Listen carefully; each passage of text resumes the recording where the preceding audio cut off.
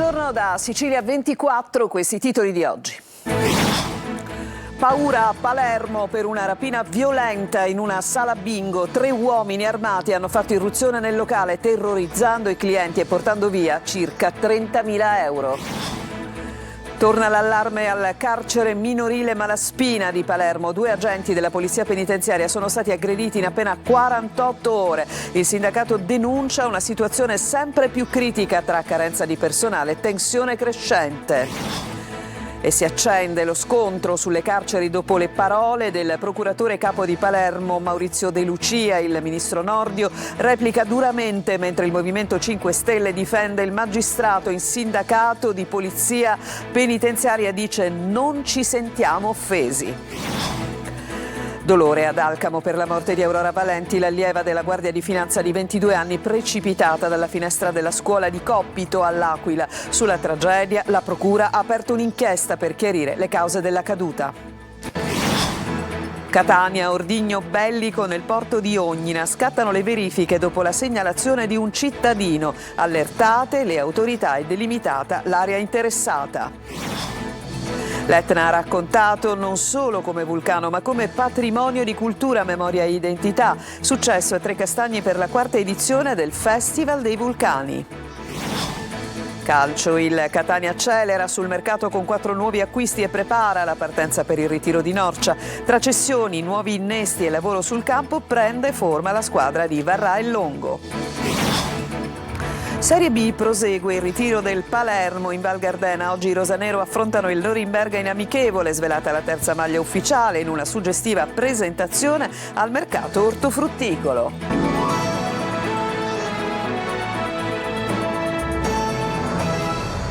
Ben trovati, vi parliamo in apertura di una rapina violenta con vere e proprie scene da film. Grande paura ieri in una sala bingo della città. Il colpo da parte di 3 uomini armati mentre era in corso una partita e la sala era completamente piena di giocatori. Ci racconta tutto Manlio Viola.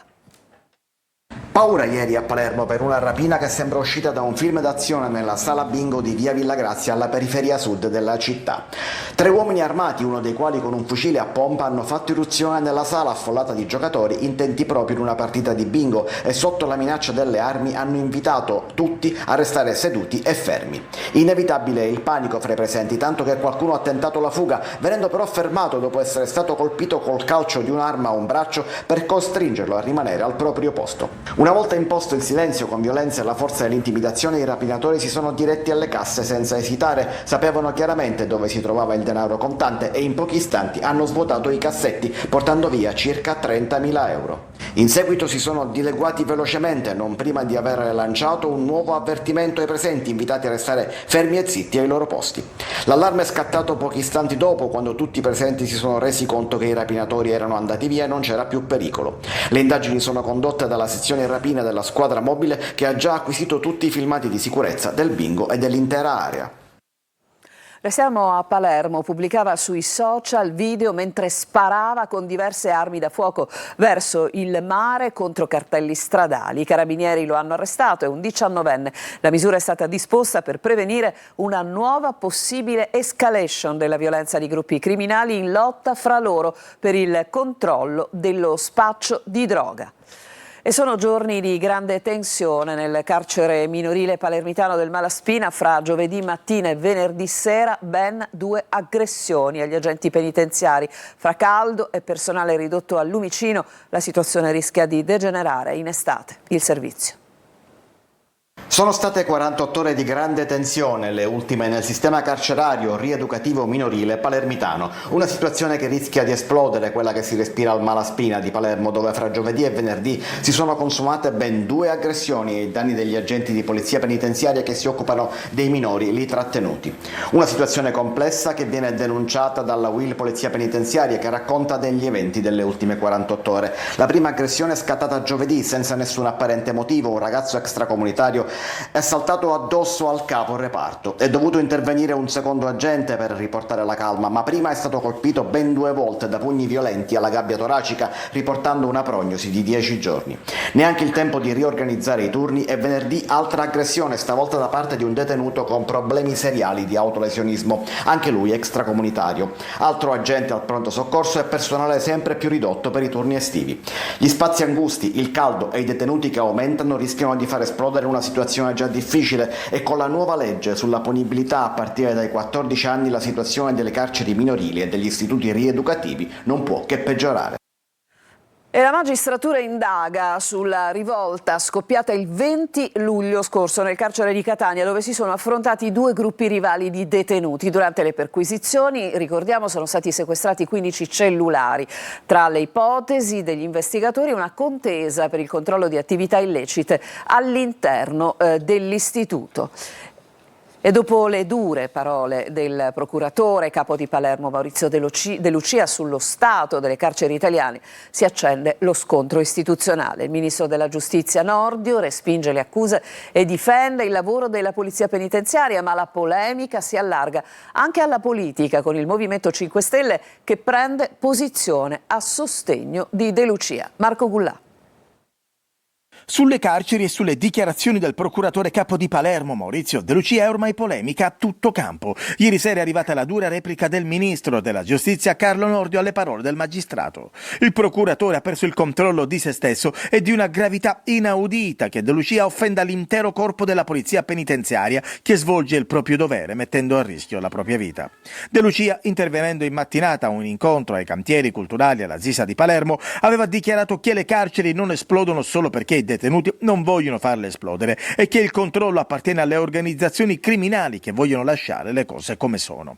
Uno scontro istituzionale che oggi si arricchisce delle dichiarazioni di Giuseppe Antoci, parlamentare europeo del Movimento 5 Stelle. Le dichiarazioni del ministro Nordio appaiono surreali e spropositate, ha detto Antoci. Mi chiedo dov'era il ministro quando dalle carceri si impartivano ordini per completare attentati a fini estorsivi, e ancora dov'era quando si organizzavano pestaggi attraverso videochiamate proprio dalle carceri. Una polemica che dopo il botta e risposta a distanza tra il procuratore e il ministro continua ad alimentare il dibattito sulle condizioni del sistema penitenziario italiano. Per De Lucia, infatti, in alcuni istituti il controllo dello Stato sarebbe ormai fortemente compromesso.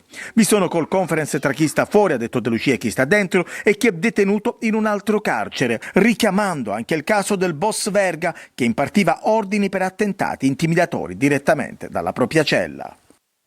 E su questo tema si sono espressi anche l'Associazione Magistrati, il Sindacato di Polizia Penitenziaria che sostiene che De Lucia non abbia davvero offeso nessuno ma solo detto la verità, e poi c'è anche la posizione di Addio Pizzo. Ma sentiamo tutto nel servizio di Desire Ferlito. Davanti all'allarme lanciato da un procuratore in prima linea nella lotta alla mafia, la reazione del ministro della Giustizia lascia interdetti. Si tratta di un attacco scomposto e inaccettabile. Lo afferma in una nota l'Associazione Nazionale Magistrati. Il Ministero della Giustizia ha il compito di risolvere i problemi del sistema penitenziario, non di attaccare chi combatte la criminalità. Sulle carceri servono risposte e azioni immediate, sottolinea l'ANM. Solidarietà e sostegno a De Lucia arrivano anche da Aldo Di Giacomo, segretario generale FSA, che rende merito al magistrato per il coraggio dimostrato e interviene duramente. Il ministro della Giustizia vive sicuramente al di fuori della realtà. Il procuratore di Palermo ha assolutamente ragione. Le carceri sono fuori controllo ormai da anni e non si arriva a conseguenze ulteriori solo perché i detenuti non vogliono. La polizia penitenziaria non è offesa dalle parole del procuratore. Nelle sue parole ci sono molti più contenuti di quanti ne abbia espresso il ministro nell'intera legislatura. Di diverso avviso Rita Bernardini, presidente di Nessuno Tocchi Caino, che punta invece il dito contro le condizioni igienico-sanitarie del carcere Ucciardone di Palermo. Bernardini denuncia l'assenza di adeguati controlli e sostiene che nell'istituto penitenziario l'illegalità regni sovrana, attribuendo precise responsabilità nella gestione della struttura. Se non esplodono le carceri è per il senso di responsabilità dei detenuti, non delle organizzazioni criminali o della mafia, replicando alle parole del procuratore De Lucia. E adesso cambiamo argomento, una comunità sotto shock, quella di Alcamo nel Trapanese, per la morte di Aurora Valenti, 22 anni, allieva maresciallo della Guardia di Finanza, precipitata dalla finestra della sua camera nella scuola ispettori e sovrintendenti di Coppito. Sulla tragedia la Procura dell'Aquila ha aperto un'inchiesta. Laura Spanò. Una comunità, quella di Alcamo, profondamente colpita dalla morte improvvisa di Aurora Valenti, 22 anni, allieva maresciallo, precipitata nel pomeriggio di venerdì dalla finestra della sua camera al terzo piano della scuola ispettori e sovrintendenti di Coppito. Nel frattempo mamma Piera, papà Vincenzo e la sorella Ornella hanno raggiunto l'Aquila, stretti nel dolore per una perdita che ha lasciato senza parole un'intera comunità. Chi conosceva Aurora racconta che il suo unico sogno stava diventando realtà: servire lo Stato indossando la divisa della Guardia di Finanza, una giovane determinata, pronta a costruire il proprio futuro in uniforme. Quel sogno si è infranto all'ospedale San Salvatore dell'Aquila, dove è morta. La notizia ha sconvolto anche l'intero corpo della Guardia di Finanza. Sulla tragedia è stata aperta un'inchiesta coordinata dal PM Maria Rosa Bove. Al momento gli investigatori mantengono il massimo riservo e nessuna ipotesi viene esclusa. Disposta anche l'autopsia per fugare ogni dubbio, mentre gli inquirenti stanno ricostruendo gli ultimi momenti della giovane, analizzando ogni elemento utile per chiarire l'esatta dinamica dei fatti. Aurora frequentava il primo anno del corso per allievi ispettori. Pochi giorni fa aveva vissuto uno dei momenti più significativi della sua formazione, la tradizionale consegna delle fiamme, simbolo che sancisce l'ingresso ufficiale nel percorso degli allievi marescialli della Guardia di Finanza. Un traguardo raggiunto con impegno, studio e sacrificio che rappresentava l'inizio di una carriera al servizio dello Stato. Andiamo adesso nell'Agrigentino e torniamo a parlare di emergenza idrica, clacson, applausi e autobotti cariche d'acqua. Ravanusa, l'arrivo dei mezzi diventa il simbolo della lotta contro la crisi idrica. Il sindaco proclama lo stato di emergenza, primo caso in Sicilia. Davide Sardo. I clacson suonano come una sirena di speranza. Le autobotti entrano a Ravanusa cariche d'acqua dopo il primo rifornimento dal pozzo comunale di Cianciaramito. Per i cittadini è una piccola vittoria attesa da mesi. Una immagine che racconta meglio di ogni parola la sete di un'intera comunità. Il sindaco Salvatore Pitrola dichiara lo stato di emergenza idrica, il primo caso in Sicilia, un'ordinanza che autorizza il prelievo dell'acqua dal pozzo comunale e la distribuzione nelle abitazioni grazie ai volontari che hanno messo a disposizione le proprie autobotti. Senza il sistema di autobotti, nel momento in cui AICA, che è il soggetto gestore, non fa arrivare l'acqua, il sistema collassa, ed è quello che è venuto a Ravanusa. Ma da Ravanusa deve partire un sistema di gestione dell'acqua che veda la fine di tutti questi apparati che tanto fanno sulla carta ma che non consentono di avere il bene primario che è l'acqua. Da Ravanusa deve partire un grido di allarme che deve rivolgere dobbiamo rivolgere all'intera regione siciliana, ai vertici della regione siciliana, perché abbiamo tanti apparati ma non abbiamo l'acqua. Una risposta concreta per una città costretta ad attendere anche 3 settimane tra un'erogazione e l'altra. Nell'ordinanza il Comune denuncia che il problema non è la mancanza d'acqua negli invasi, ma i continui guasti alla rete e agli impianti di sollevamento. Così il pozzo di Cianciaramito, rimasto fermo per oltre mezzo secolo, torna a dare acqua ai ravanusani. Un segnale forte, mentre la battaglia per un servizio idrico regolare è tutt'altro che conclusa.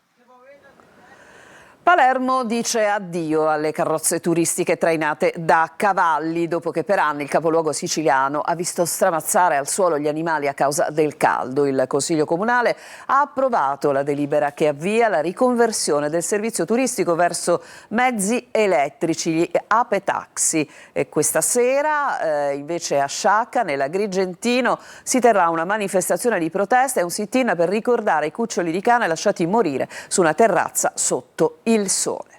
Ci spostiamo adesso a Catania, un ordigno bellico a 1 metro di profondità e vicino alla riva, è la scoperta che questa mattina ha fatto scattare l'allarme nel porticciolo di Ognina. Sul posto sono intervenuti Guardia Costiera e Carabinieri per mettere l'area in sicurezza, mentre la Federazione Armatori torna a chiedere una bonifica completa dei fondali. Desiree Ferlito.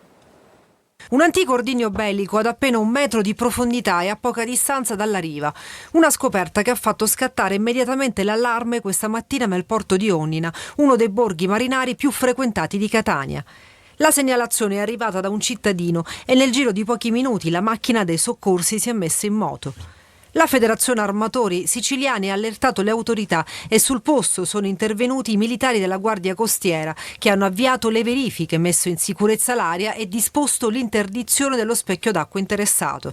Ora si attende l'intervento degli artificieri e del personale specializzato chiamati ad accertare la natura dell'ordigno e a stabilire le operazioni necessarie per la sua rimozione in condizioni di sicurezza.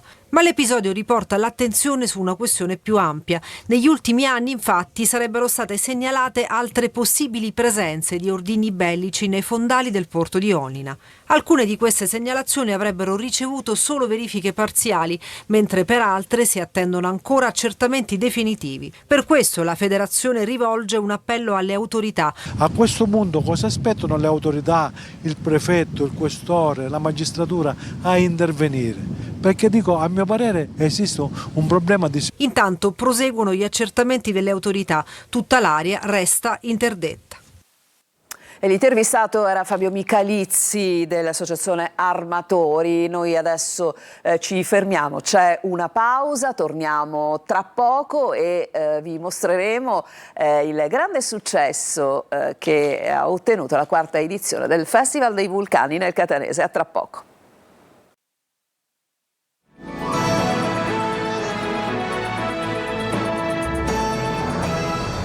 Seconda parte di Sicilia 24 si è conclusa a Trecastagni nel Catanese la 4ª edizione del Festival dei Vulcani, un appuntamento che punta alla riscoperta dei vulcani tra memoria e identità. Orazio Longo.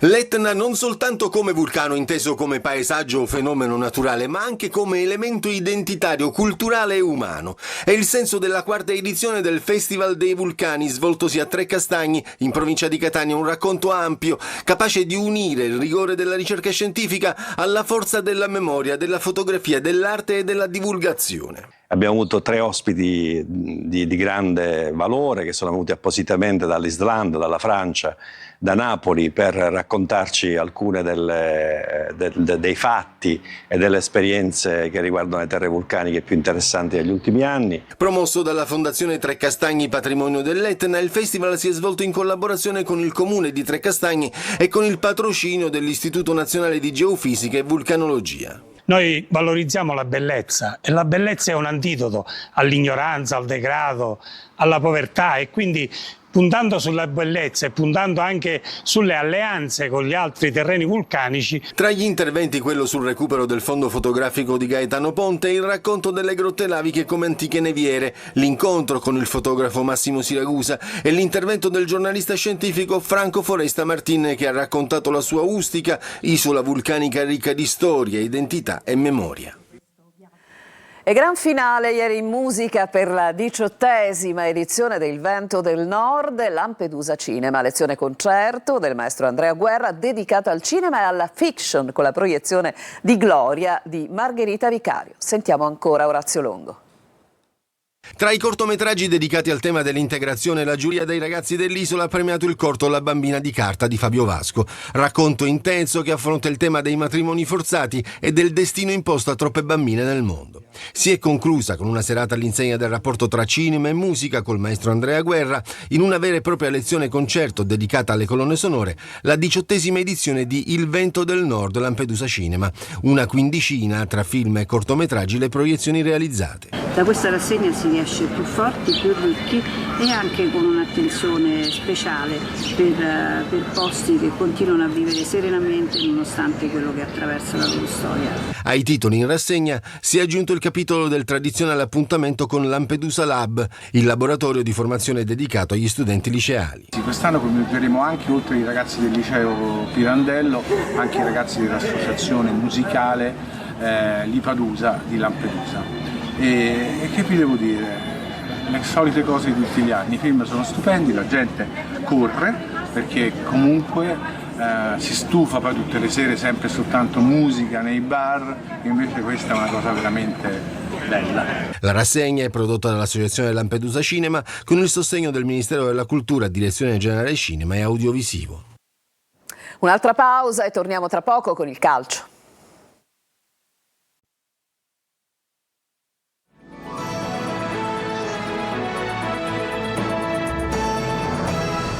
E siamo al calcio, il Catania pensa naturalmente all'allenamento, al campo con una doppia seduta tra oggi e domani al Massimino e poi lunedì la partenza per Norcia. Nelle ultime ore il poker di acquisti per il club rossazzurro. Sergio Colosi.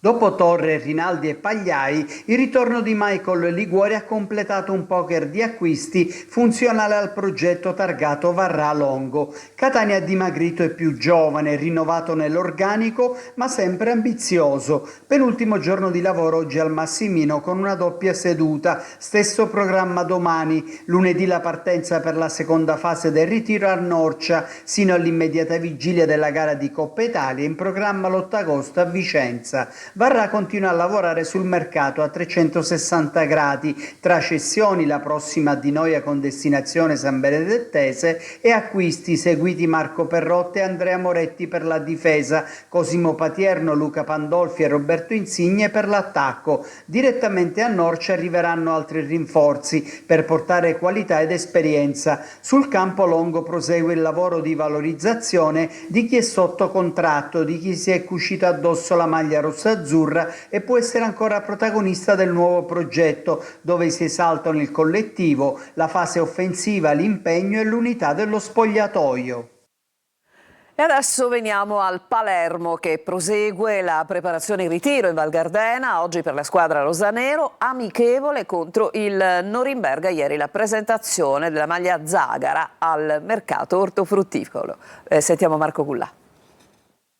I giri del motore aumentano, i ritmi crescono, il Palermo inizia a modellarsi in vista della prossima stagione. L'arrivo di Bossolan va a completare il binario di sinistra già occupato anche da Augello. Oggi pomeriggio per la formazione di Inzaghi, altro test amichevole contro il Norimberga. Calcio d'inizio alle ore 16, Inzaghi proseguirà nella fase di sperimentazione. L'unica certezza resta il sistema di gioco, il 4-2-3-1, provato costantemente in questi allenamenti. Contro la squadra guidata da Miro Klose che milita nella seconda divisione tedesca sono attese alcune novità rispetto alle ultime amichevoli. Ci sono alcuni giocatori che non sono al top e Inzaghi quindi non li forzerà. Sulla tre quarti saranno confermati Vasic a destra, Hernani al centro e Jonsen a sinistra. Ci sarà spazio nella ripresa anche per il secondo portiere Mattia Fortin. Una scelta che mi mette alla prova, mi mette in gioco. Avevo bisogno l'anno scorso ero a Padova, volevo cercare in qualche modo di andare in una società dove potessi fare quello step in più, quindi in questo caso il Palermo, che ovviamente abbiamo l'ambizione dichiarata di provare a vincere il campionato, e quindi mi è subito piaciuta questa sfida e ho dato la mia priorità. Ieri al mercato ortofrutticolo la presentazione della terza maglia del rosanero, Zagara, presente anche l'ex Fabrizio Miccoli. Ed è con questo servizio che si chiude questa edizione di Sicilia 24. Grazie a tutti per averci seguito, un buon pomeriggio, prossimo appuntamento con il nostro telegiornale alle ore 19.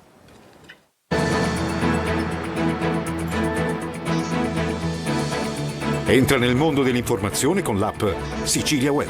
Resta sempre aggiornato con le news e le live in diretta.